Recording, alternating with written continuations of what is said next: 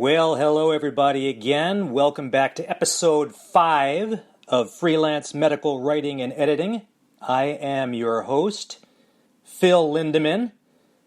Today, I want to talk about gratitude, an important concept not just for your business and for your personal relationships, but for your life.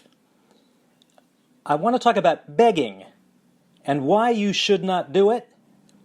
I don't want to bury the lead. I want to talk about the biggest bit that I want to tell you about today, which is the official launch of the new website, libertyfreelance.com. And I'm going to put the URL in the show notes. And I want to talk a little bit more about the knowledge business. And we have our weekly bit from Retraction Watch, which I think is interesting. And I want to tell you about all of that stuff. But first, I have to tell you a story. It's a story about Mrs. Smith and her grandson. Now, it's August. It's extremely hot outside. Really, the only place where you can get any relief is from the beach, and where there's a breeze, where there's water, and even if you're a 3-year-old child like Mrs. Smith's grandson, you can enjoy the water. You don't need to know how to swim. You go down to the edge with your grandma. So they pile into the car. He's got his sun protector on, his SPF 50. He's got his hat on to protect him from the sun. He's got his bucket. He's got his shovel, and he goes down to the beach with his grandma, and they're having a great time. They're playing by the edge of the water.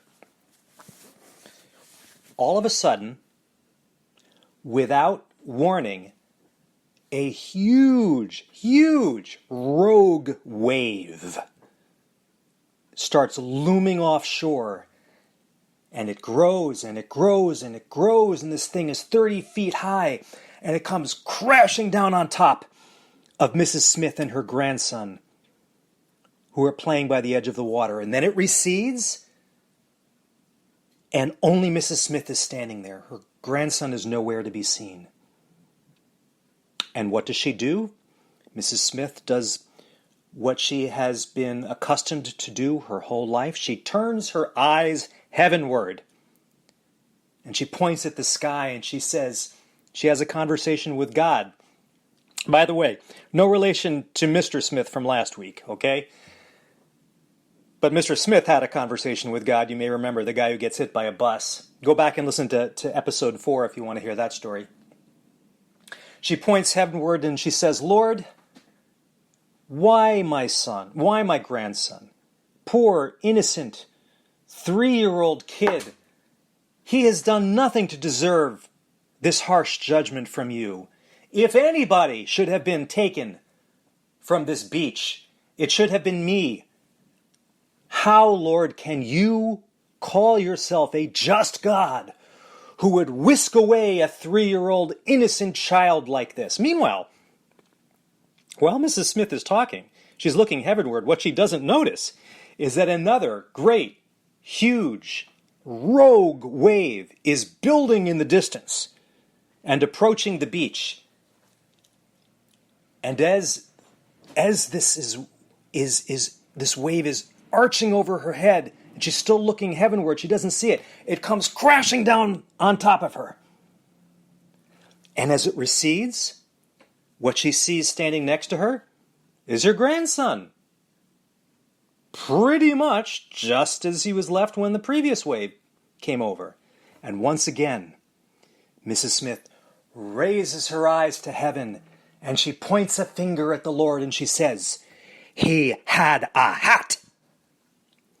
Okay, so there are many ways to interpret this story, a lot of which are beyond the scope of a podcast about medical writing and editing. And I'd love to discuss them with you sometime. But what I want to talk about is one of the reasons why this joke naturally gets to us is because it's about gratitude, or in Mrs. Smith's case, the lack thereof. I mean, she should have been happy that her grandson had been returned to her intact, but she can't, somehow his hat didn't get returned with him and she can't be grateful. So, but I want to talk about gratitude. And I am grateful today, and I want to share this with you. I'm grateful because the new libertyfreelance.com is now ready. And the best way that I can describe this site to you, and the reason why this is going to have value for you, is that it is a place for you to showcase your skills and to acquire new ones.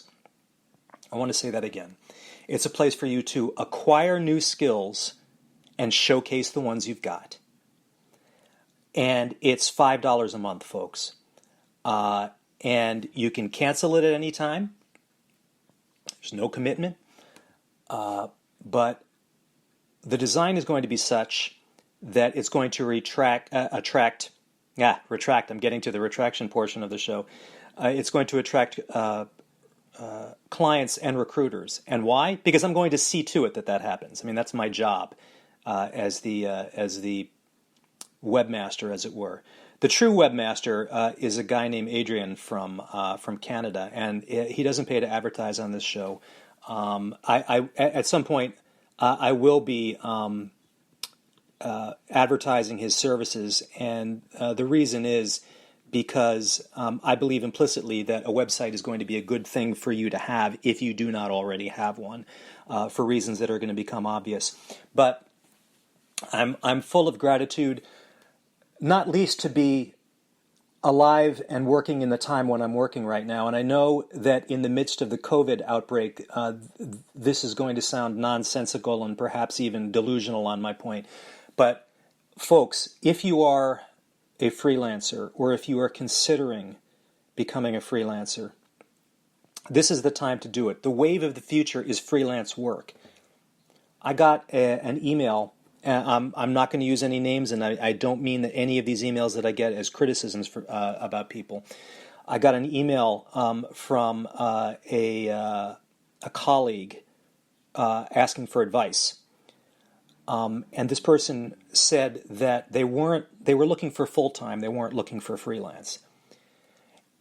Now, those of you who are full-time freelancers, as I am, will understand the misunderstanding that people have about the nature of freelance work. Freelance, there is no distinction, or should be no distinction, between the concept of freelance work and full-time work. I work full-time as a freelancer. I have a medical communications company that essentially is a conduit for the production of freelance work. And this is a company in the sense that, people worry about getting benefits. The company pays benefits. Now, when you're starting out, you may not be able to generate enough income to buy your health insurance. This is a subject for another podcast, and we will talk about this at length. I promise you. However, the point is, I have to spend a lot of time in my response to this query to explain to the gentleman that there is no distinction between freelance and full-time work, okay? But really, the internet and the fact that it's so easy to get into this business, the barriers are so low into entry. Really, the only thing that you need is some skill and experience. And if you haven't got that skill and experience, Liberty Freelance will help you get it easily in the comfort of your own home. And this is unprecedented in history, and it's only going to get easier. And I have no reason to believe at this point that the trend is going to move in the opposite direction. We're not going to move to a time when really you need to get a full-time job from someone who's going to pay you benefits, and you're going to be a sort of a captive expert, whether you be a bench scientist or a medical writer or an editor. captive to one employer. No, you are the employer. You will be the employer, and people will buy your services. And it's really sort of a reversion to old-fashioned barter system. You have something that somebody else wants, and you are willing to exchange something that is less valuable to you for something that's more valuable to you, and the person on the other end of the exchange is doing exactly the same thing but in the opposite direction, right? We have never been closer to what may be a perfect market, and you can all of this information is that you need in order to read this market and to really thrive in this market is out there. All you need to do, well, it's not that this is going to be easy. It requires a substantial amount of hard work, but I'm going to teach you how to do it if you keep listening.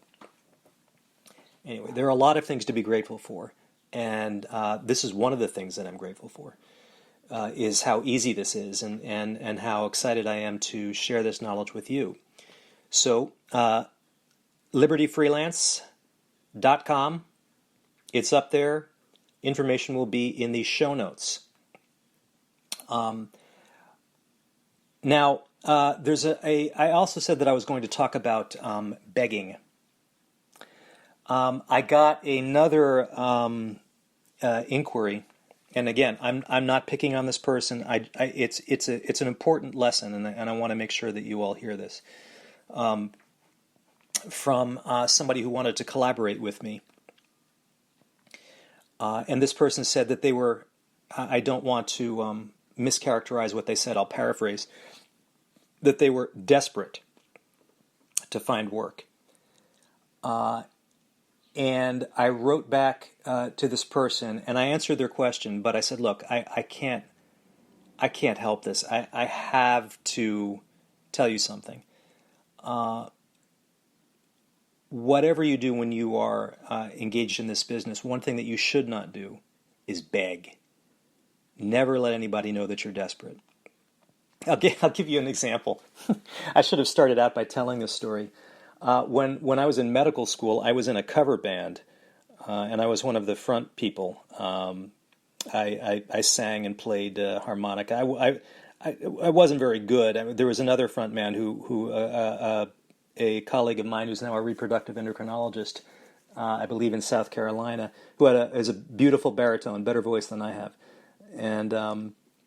But I was in this band, and I remember I was up and I was in the mic and I was talking to the crowd, and I don't even remember what I was saying. I think that I wanted them to dance. And I didn't realize that the drummer from behind me, he said, he sort of yelled at me, he said, "Phil, don't beg. Never beg." Apparently I was so desperate, I suppose, to get people to get out on the dance floor. That I actually was begging, and this guy had a good point. You know, you should not beg, and you shouldn't beg when you're looking for work, and don't make people believe that you're desperate to get work.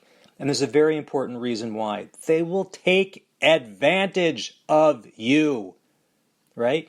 You are devaluing the price of your services. If people think that you're desperate, they say, "Okay, I'll pay this guy $1." You know, I'm just making that up, and you know, I believe that this person might have been happy with $1, but look,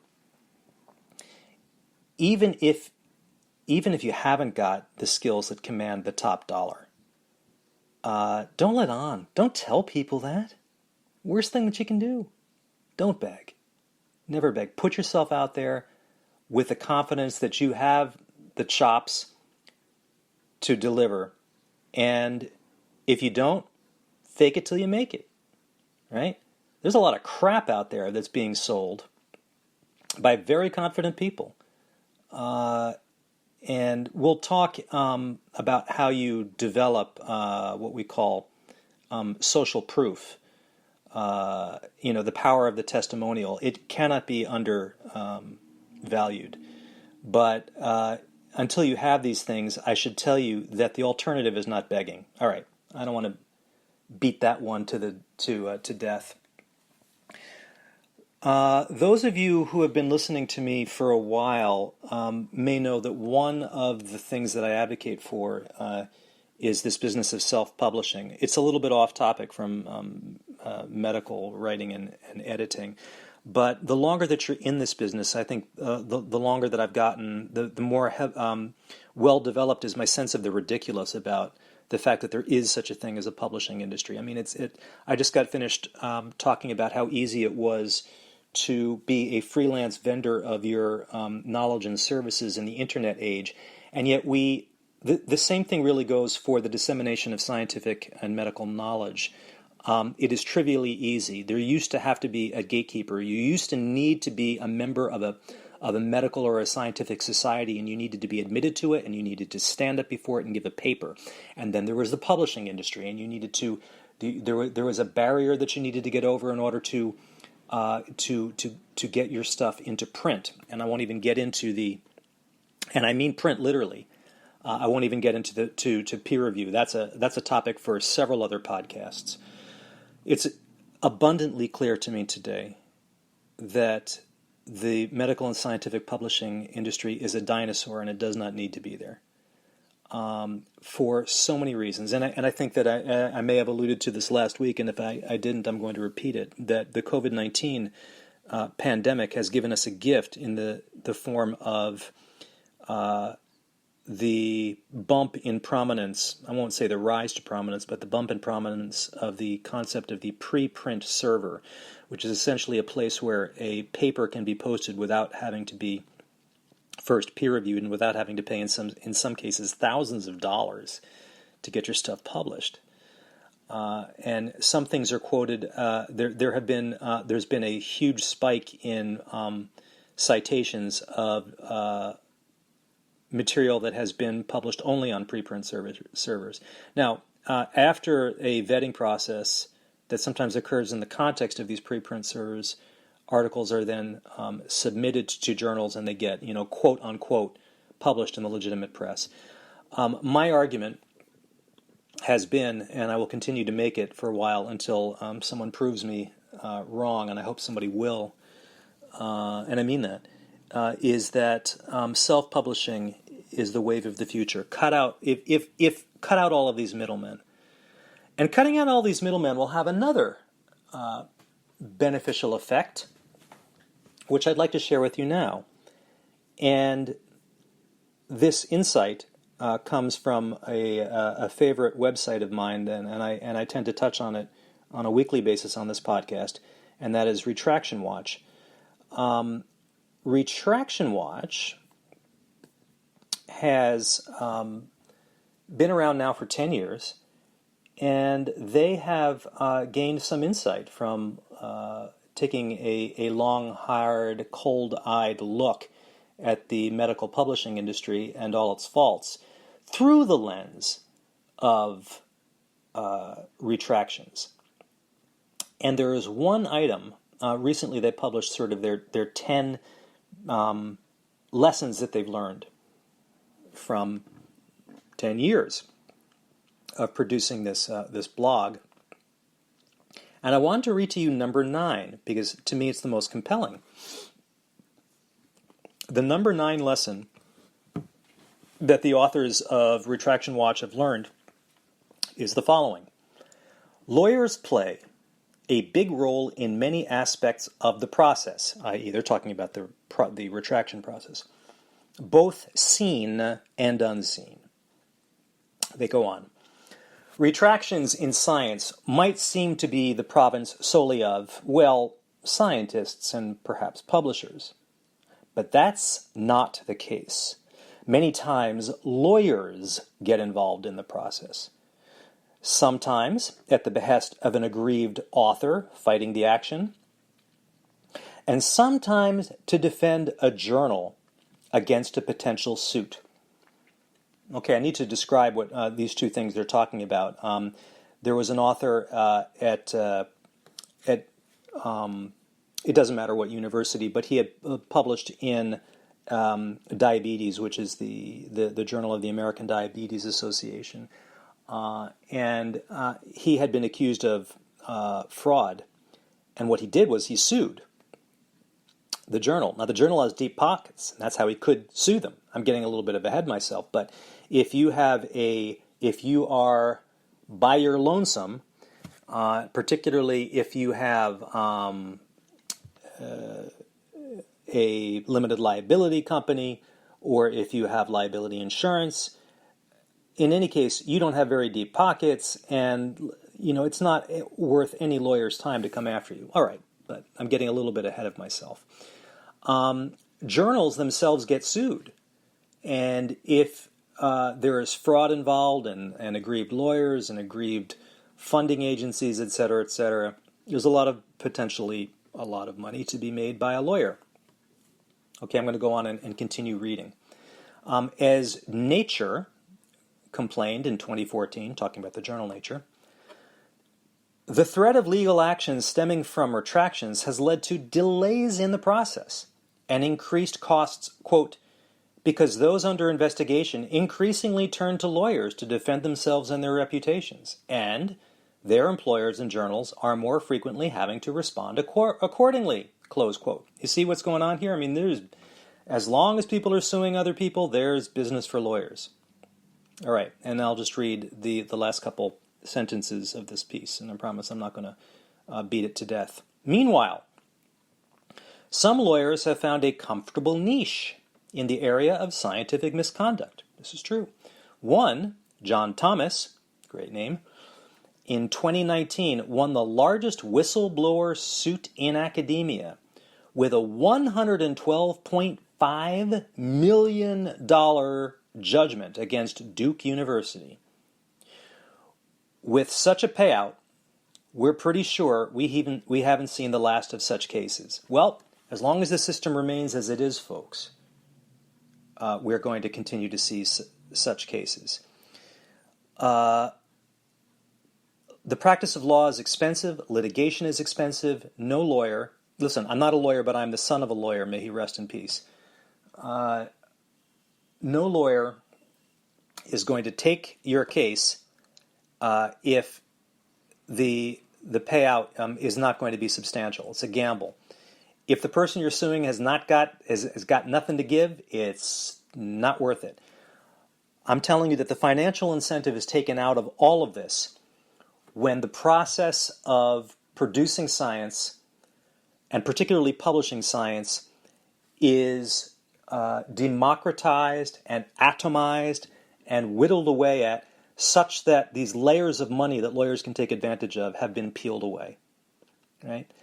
Now, item number 9 here is going to continue to be a thing as long as there still is a publishing industry.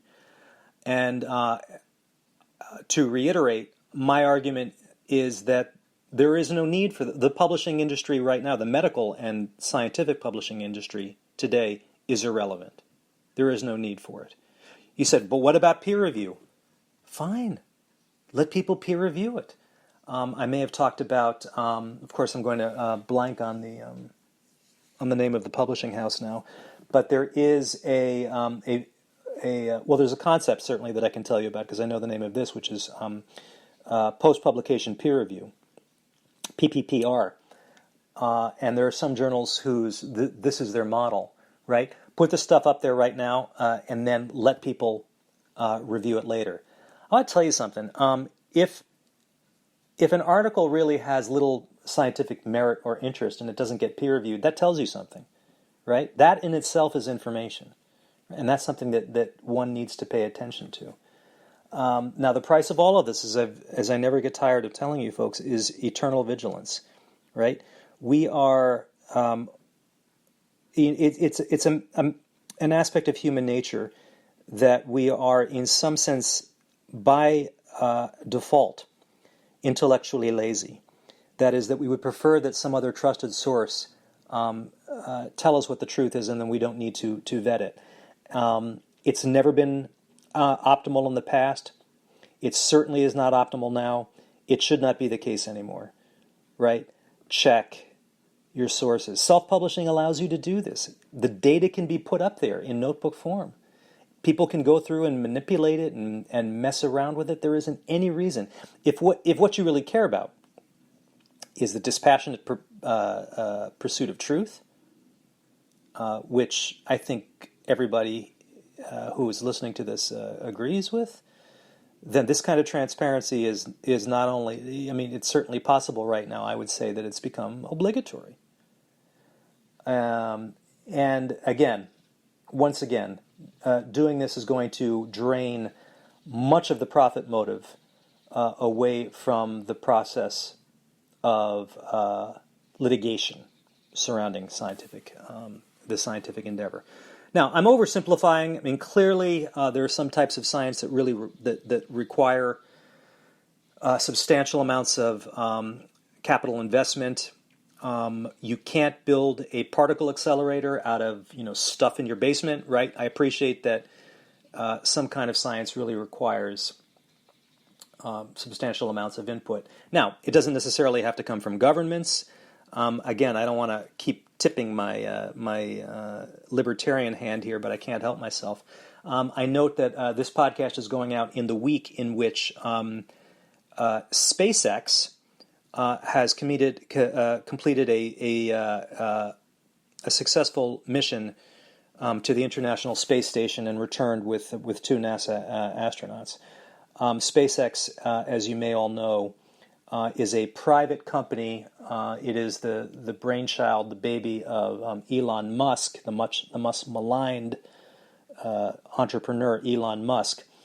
I'm telling you all of this just as a way of saying that even big endeavors, and in fact even big science, don't necessarily require pockets as deep as governments, or rather I should say governments that have the ability to print their own money to fund. Anyway, so we're getting close to the end here. I want you all, if you would be so kind, please to do me a favor. If you enjoy this podcast, if you've enjoyed what you've heard so far, and if you enjoyed this podcast today, please like, share, give a 5-star review, and subscribe to the Freelance Medical Writing and Editing podcast. I drop an episode every Tuesday, and I hope that I will every time edify you, give you something to think about. And with that, I'll close. And as usual, I wish that you will go forth and be good to yourselves and to each other. And I'll talk to you next week.